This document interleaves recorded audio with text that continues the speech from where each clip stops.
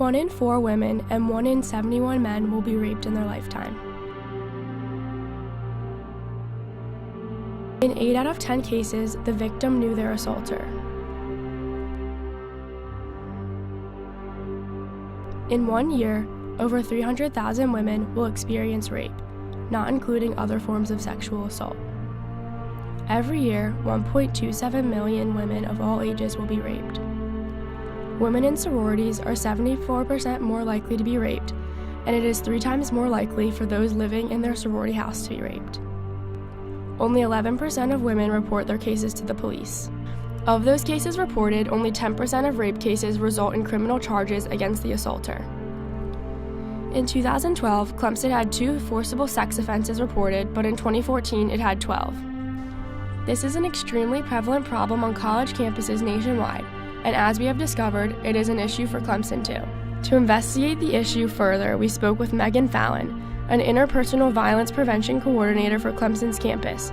Here she explains what Clemson's campus is doing and work to minimize the issue. The more we can get people coming to events that we have, the more people can understand the breadth of the issue and have real conversation about it and engage in the topic.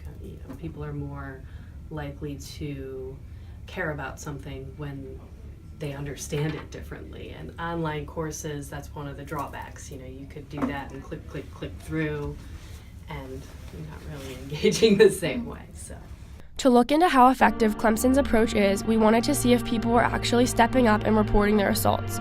For Megan personally, we were curious to see how she was approached by victims. Often.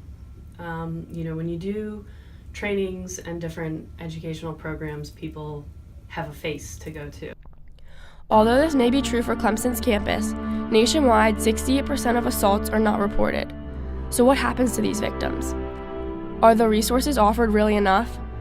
Or is what we are doing just sugarcoating the rooted problem at hand? As students at Clemson, we would not know how, where, or what to report.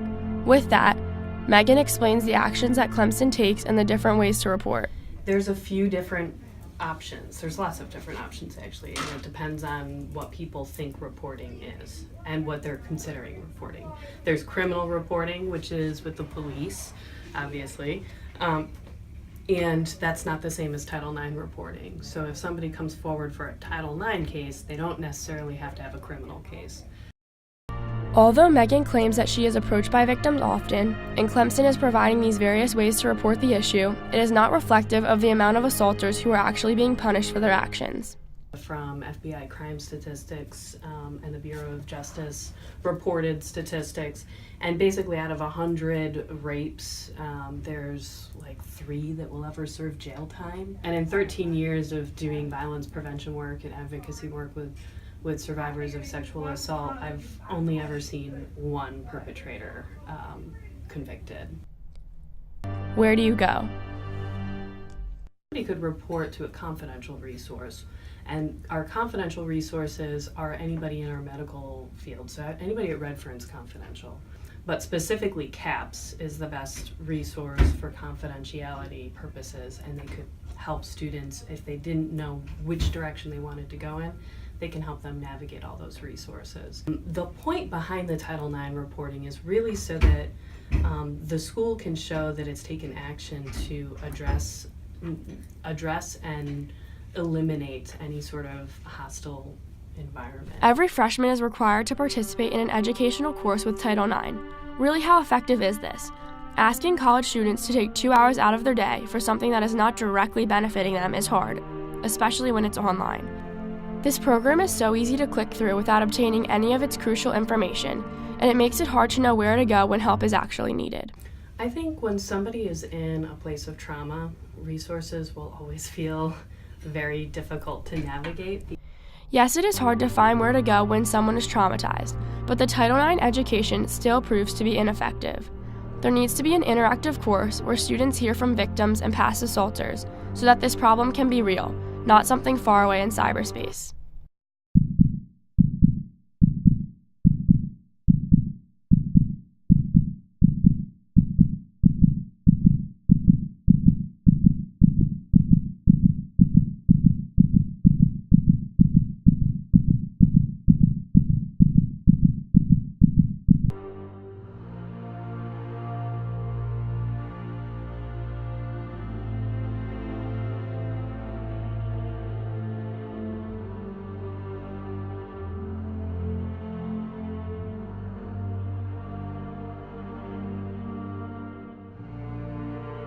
The trial of Mr. Smith, where Mr. Smith is, walking down the street at night and he's mugged, is basically the story.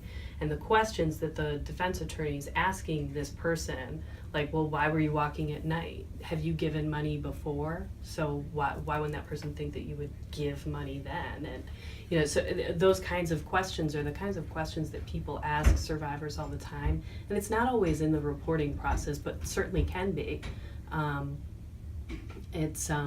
It's sad, it's re-traumatizing, and it's something that I feel very strongly that we need to correct.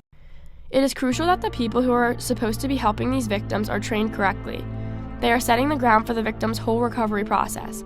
If they say or do anything wrong, it can prevent them from stepping up and receiving the justice they deserve. Sexual assault is one of those crimes where along the way, there could be any number of people that react poorly, and that could keep that survivor from accessing any more resources further. So that's why it's so important. The Dear Colleague letter